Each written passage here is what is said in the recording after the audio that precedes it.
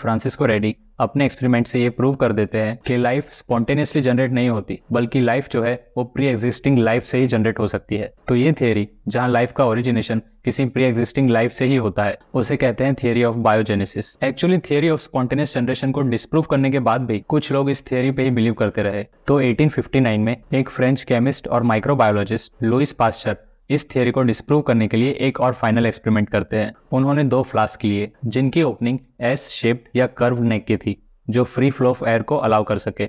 उन दोनों फ्लास्क को मीट ब्रॉथ से फिल किया, एक ऐसा लिक्विड जिसमें माइक्रो ऑर्गेनिजम्स की ग्रोथ के नेसेसरी न्यूट्रिएंट्स होते हैं। बाद में दोनों फ्लास्क में प्रेजेंट ब्रॉथ को बॉईल किया, जिससे उसमें जो भी एग्जिस्टिंग माइक्रो ऑर्गेनिजम्स है वो सब मर जाए। कुछ टाइम बाद वो नोटिस करते हैं कि जब तक दोनों फ्लास्क में एस शेप्ड नेक अटैच थी, तब तक ब्रॉथ में कोई भी माइक्रो ऑर्गेनिजम्स प्रोड्यूस नहीं हुए, क्योंकि वो बेंड कर्व नेक में ही ट्रैप हो जाते थे। फिर जब वो एक फ्लास्क की कर्व नेक को रिमूव करते हैं, तो कुछ वक्त बाद उस फ्लास्क में माइक्रो ऑर्गेनिजम्स प्रोड्यूस होने लगते हैं, और दूसरा फ्लास्क जिसका कर्व नेक अभी भी अटैच्ड है, उसे वो टिल्ट करते हैं, तो उसमें जो ब्रॉथ है वो कर्व नेक की वॉल्स के कांटेक्ट में आता है और उसमें भी माइक्रो ऑर्गेनिजम्स प्रोड्यूस होने लगते हैं।